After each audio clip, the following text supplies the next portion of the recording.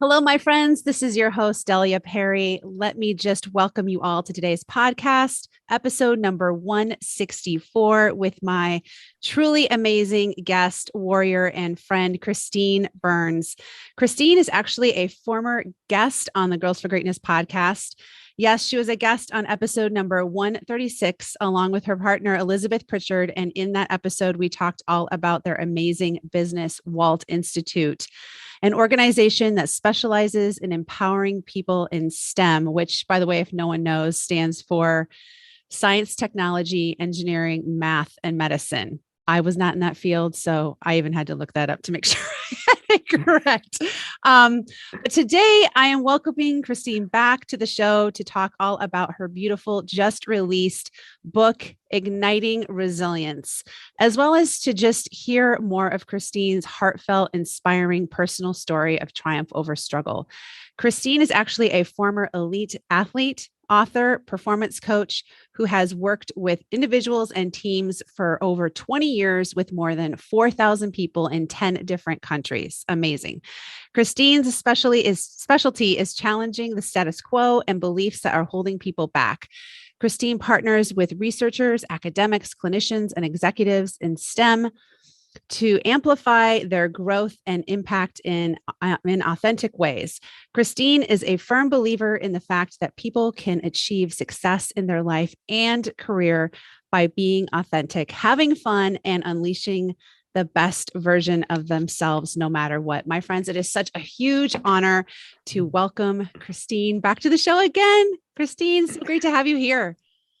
Thank you. I'm so excited. I was just, it's my morning time and I was like, oh my gosh, bounced out of bed and got here. So that was great. I love it. I love it. So I know some listening may not have caught that first episode with you and Elizabeth, but just tell us where you're at in the world. I know you said it's morning, it's night. So many of you can probably guess we're obviously not in the same continent, but tell us where you're from and maybe a little about how you started WALT, and we'll just kind of start there and how you even, honed in on that field of STEM.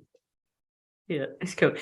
So currently living in Melbourne, Australia. And as you can tell, I'm a Kiwi. So I'm originally from New Zealand.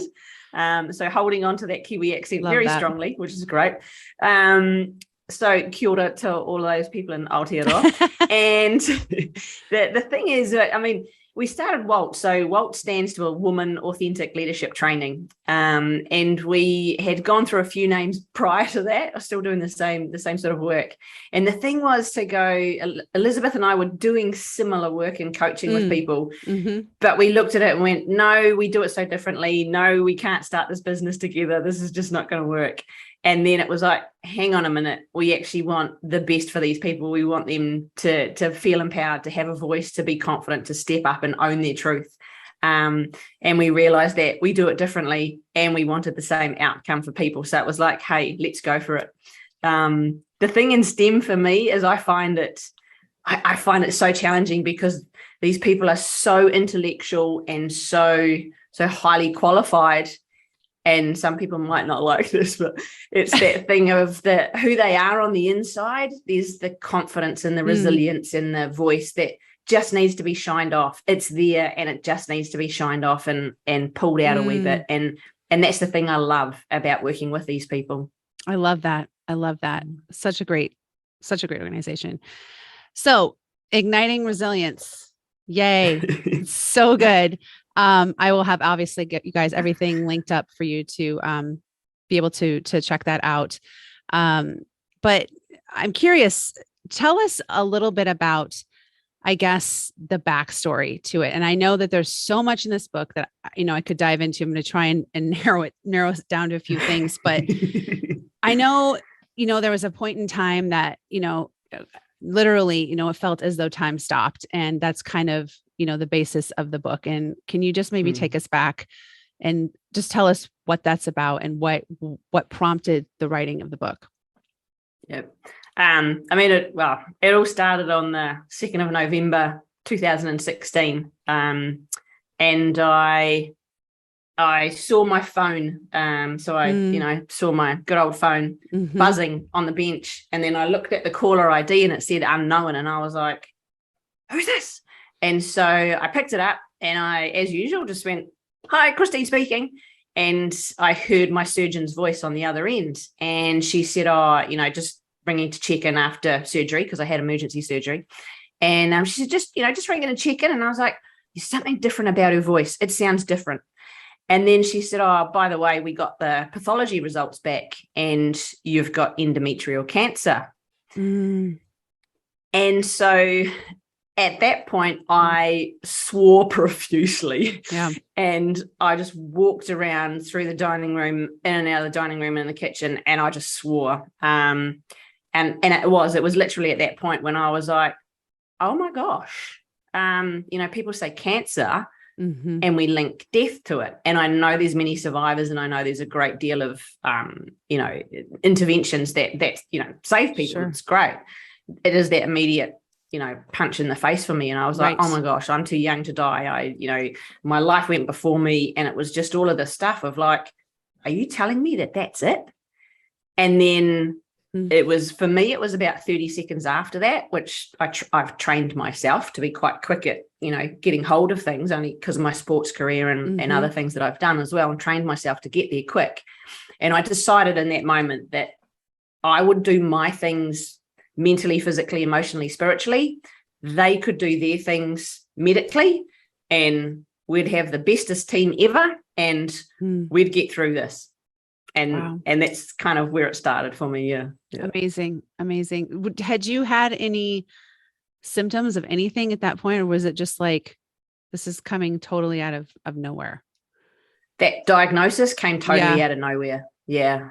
I was just going in for regular surgery. Well, they put me in for, I'd already had a couple of surgeries prior for that. Obviously with some female issues. Right. And then, but nobody suspected a thing from biopsies taken before, nothing. And then I was rushed in for that emergency surgery, and it was just what we all thought was just going to be normal, cool surgery. And then they did the biopsy from there, and they just went right across everything, which was quite cool that they went into such detail, and good that they found it.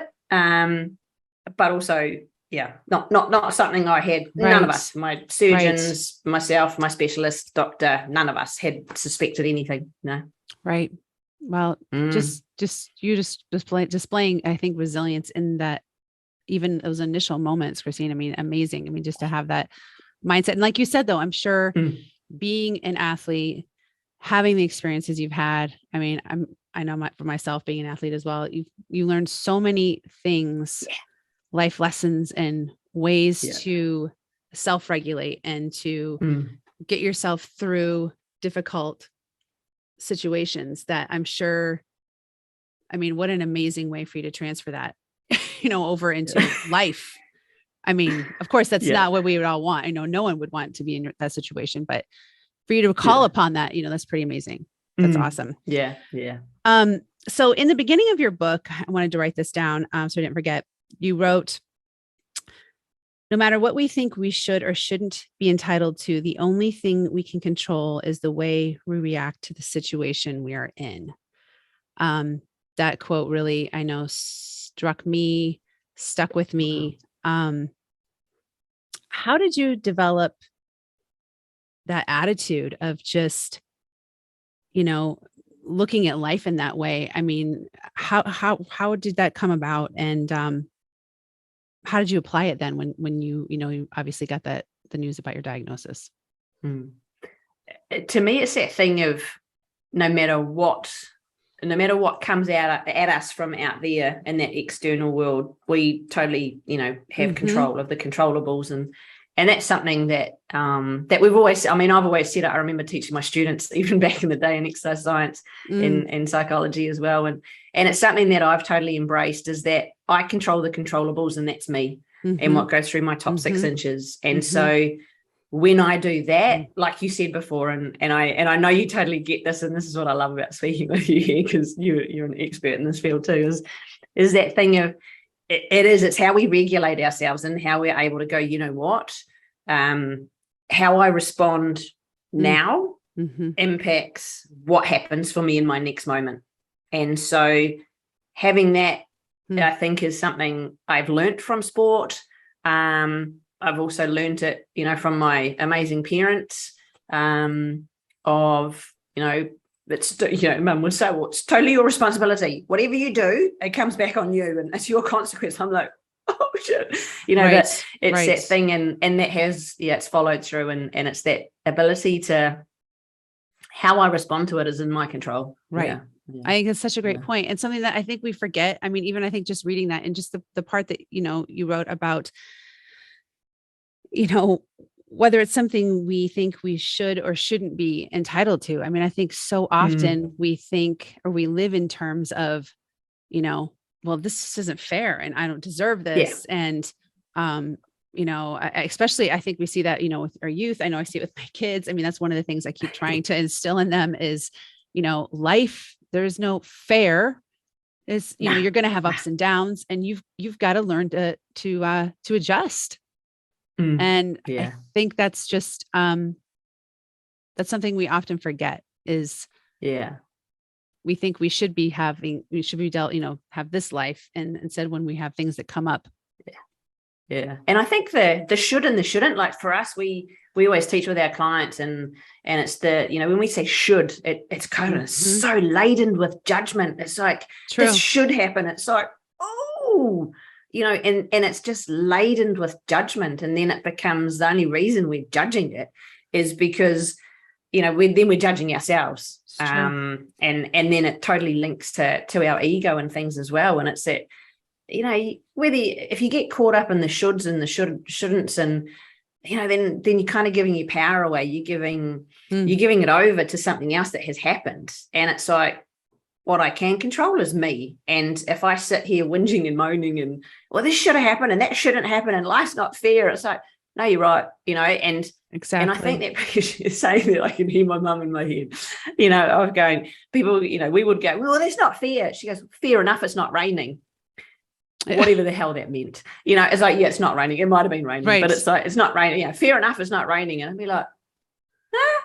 And it would snap me out of that stupid comment. And then I'd be like, oh yeah, okay, cool. And I'd carry on. And I think that's something that has, because I actually think about it now and I'm like, I don't tend to think of the should or shouldn't happen. Right. It's like, it has. Now what are you going to do? Right. It's like, you can't change it. You can't change it. It is what it is. That's so true. That's so true.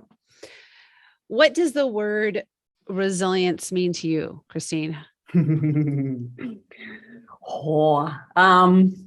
I think of resilience, I think of the ability to, we talk about it, is the ability to bounce forward, to get through. So for me, resilience is that thing to keep going and to learn the lessons from every moment that you're going through, and you bring that with you. So to me, resilience isn't the thing about bouncing. It is bouncing back and more. So for me, resilience is that thing to be able to keep going and get better with it. Right. Yeah. Right. Yeah. Love that. What was the hardest part of that for you through your whole journey of diagnosis and treatment, and then, now being cancer free? Like, what was probably the most difficult part in that for you? Whew, good. You've gone for it there. I'm going for it. Yeah, I love it. I love this. I'm like, you will. The hardest part was, I took myself out of the equation and thought, if anything was to happen to me, I mean, because there was still at times when they were like, you still need to do some more checking here. And I'm like, oh, seriously. It was leaving people behind, but not from a place of ego and not from a place of like, oh, they're going to miss me and that's sad. It was that thing of like, the hardest thing was to go, that's weird. I don't want people to have that loss or that sense of like, oh my gosh, what if, or the maybes, that kind of thing. It was, I kind of knew, which I suppose I'm quite lucky, and I reckon you got it, is there's that thing in here that just says, I'm going to be okay. Like, I know. Mm-hmm. And so my thing was that I knew in here everything was going to be okay, whether it was or not, I don't have no idea, but I knew that I was going to be okay. And it was that other people didn't have that certainty, and other people didn't have that same sense of same deep-seated belief. And that's what I found quite hard, was that people would sort of see the end of things for me, or people sort of went that sort of thought process. Whereas in here and here, I was like, it's going to be okay. Yeah. I'll work this out. We'll be okay. This will be fine. Yeah. But I knew other people didn't have that same certainty of belief that I had. And that's what I struggled with, I think, because I felt relative, okay, given what had just happened. And I think when you're maybe in the space of being more optimistic in life, and you have the ability to do that, you have the skills, or you know what you need to do to continue to move yourself forward. You're mentally, physically, I feel like it is different. I feel like our outlook is different. I feel like that's not to say that we don't, have hardship or struggle, that we don't acknowledge, when bad things happen or tragedy happens, but it's a different take on it. I'm not saying that we're like, it happens for a reason, whatever, I'm not saying that either. I'm just saying, I think it's something maybe that we, I say way because I feel like I try to embody anyway, much the same mentality of, just believing, like you said, that, that there's some good in it, or there's going to be some win, and that you're going to come out the other side. Okay. And I think that's a sports thing for people that have really jumped into that ownership of being an athlete or being a sports person. It's like, some of it's pretty brutal. It's the fact, you're in that moment and you don't have time. It's like, I used to stand in goal, and if I saw someone, when I saw someone coming into my circle on my turf playing hockey, and it was like, whatever happens here, like, I just need to keep going until I've got that ball back out of that circle, or it's gone over the line. It's not going in the net behind me. That is not going to happen. And so for me, it was that thing of like, make the next decision, act on it.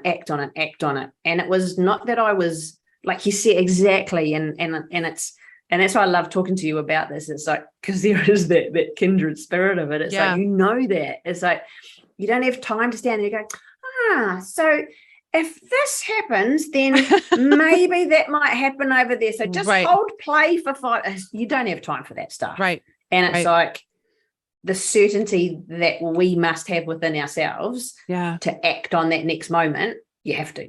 And if you want to perform at that high level, you have to. And I think that's the fortunate thing. Yeah. Not everybody does. Not everybody does. Right. Yeah. Exactly. One of the things I talk a lot about on here is the power of staying present to the moment that we're in. And I feel like, you touch on that a lot too in your book. And I feel like, I'm also obviously not naive to think that there are moments that we don't want to stay in. There's moments that we, would like to get the hell out of and, not be in the present moment. But, I'm just curious for you, how did you manage to kind of still embrace that, even though you were going through something that was so challenging, physically, mentally, spiritually, however you want to look at it. I mean, it was all, I'm sure, is so heavy. And yet, it's, you talk a lot about that, you learned a lot about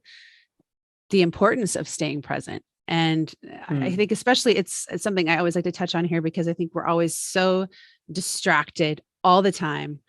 And it's really, really hard to do if you're not intentional.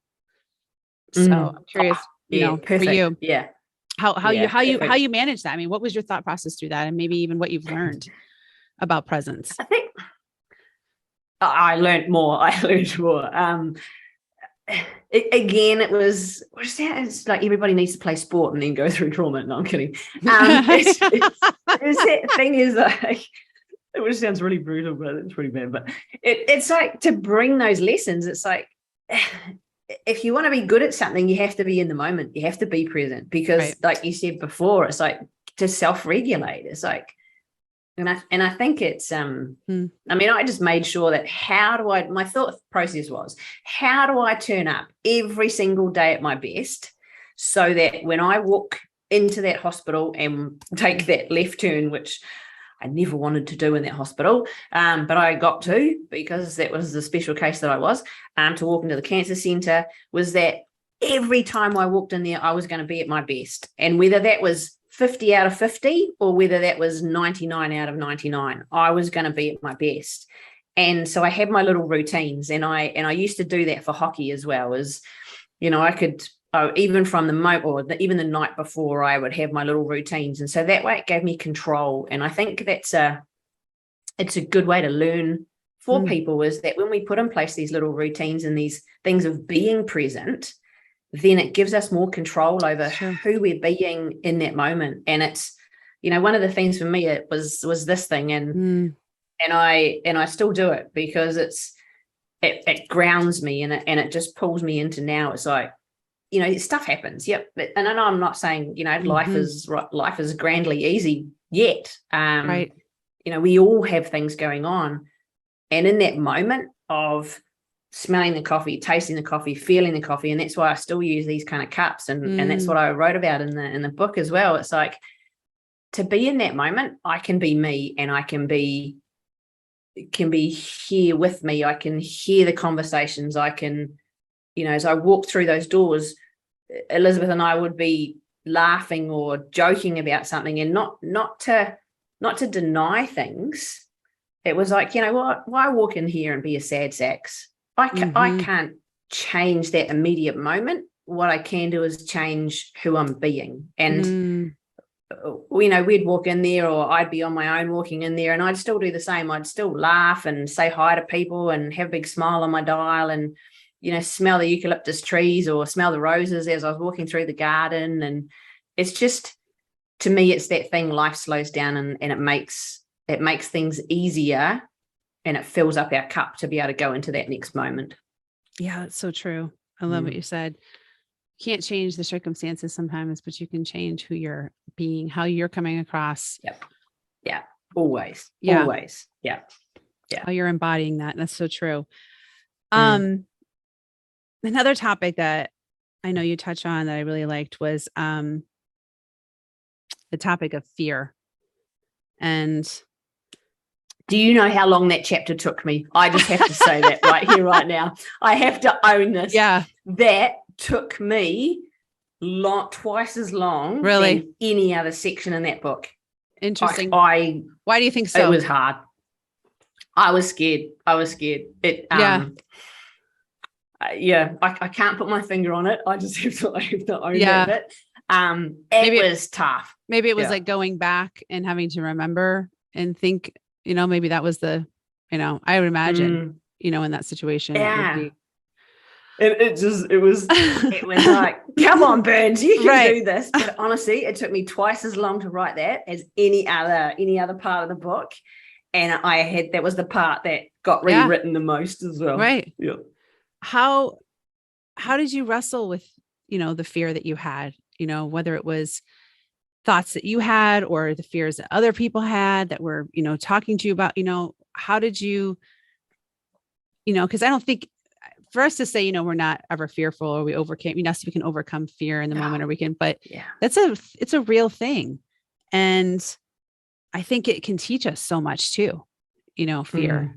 But what is it for you? Tell me.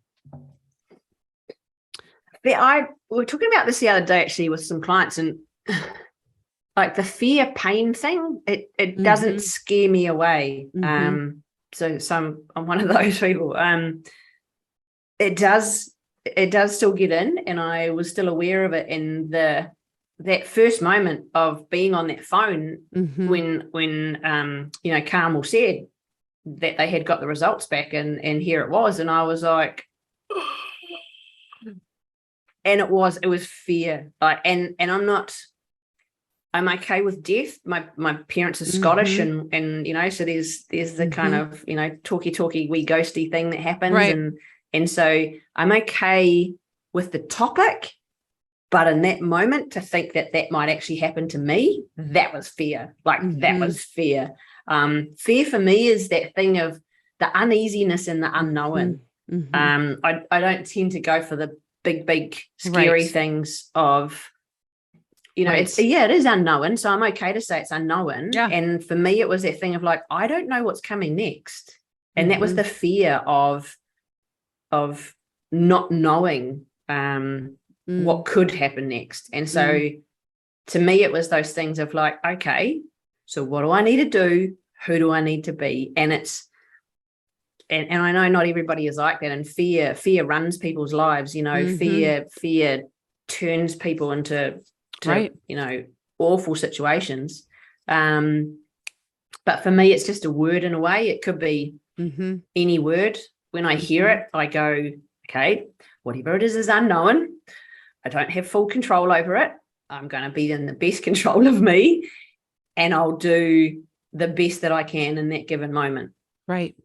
Yeah. That's good. But to go back and write about fear was a lot. I had to open it up, I suppose. Yeah, you're right. I had to go back, and I had to not relive the moment. I had to like sort of review the moment. And it's not that I was denying it. It was pretty quick after. I'm good now to talk about it all, and it's cool. And I don't get upset by it or things. I must admit, doing the proofs of the book, it was still like crying through it. Right. But I think it's got to be a lot about acknowledging it. Just the whole. I mean, because I think, like you just said, I think a lot of times if fear is there, there could be shame around it. Just not feeling like, I think it's because it can be a very personal thing. Like, what are we truly afraid of, or what fears do we have, whatever. But I think it starts with just acknowledging it to be able to move beyond it. Yeah. I love it. One of the things we teach our clients as well is, and I practice what I preach. And so I suppose that's probably why I'm saying a lot of that is I just practiced what I teach my clients. And it was like, if I am going to get through this in my best possible way, then I need to practice every single thing that I've got. And one of the things that we say is, it's fear is false evidence appearing real. We make that stuff up. So a lot of the bad that I'm putting to this, or the story that I'm making up, or part of it was true. Like, I don't even remember the first day of having treatment. I walked into that room for radiation therapy. Apparently Elizabeth was with me. I have no idea. I have no recollection of that. I walked in and saw this thing that was the size of the house and went, holy crap. And I don't remember anything else from there. Wow. Yeah. And that thing rotates around you and like destroys the cells and does it. It's amazing. I'm like, how can something so, and I was fascinated by this thing and went, wow, how does that thing do that? And I was like, oh, that's for me. Yeah. And then I don't remember anything. And it was in that moment, that was fear, as I was like, we can just take that away and pop it over there. And then it was that thing for me to go, hang on a minute. You just made up all this story. You just made up all this BS. And that's why. And now I can go back. I'm like, oh, that's right. This happened. That happened. They said this at the time. And so I've slowly remembered what happened. But honestly, in that moment, it was the fear that went, all right, we'll just block that off. Right. We'll just stop that stuff for now. And I just made up this whole story, which created false evidence that appeared real to me. That was, It's amazing what our mind can do that when we do go down that road. I mean, when I've caught myself, several times, and it's just amazing what we'll conjure up to try and, sometimes I'll hear something in the middle of the night and then my mind will immediately be like, there's someone in the house. And then I'll have this whole story going through my head. And I'm like, why would I even think that? That's, it's no one in the house. Get so crazy. Exactly. Oh my gosh, that's so funny. So I know that there's a ton of ways you could answer this next question, but what would be one of the biggest lessons, I guess, you learned from, their whole experience of, from beginning to, where you're at now? I know there's probably so many ways you can answer that, but I guess what would be for you? What's one thing that stands out? Well, I think the first thing that popped into my mind, and then there was a couple of others, but the first thing that popped in my mind was the appreciation of life. I mean, it's not that I'm a rebel. I excel with my rebel talents, which are, quite amazing. If anyone wants to look up Francesca Gino, go for it. She writes a book. It's amazing.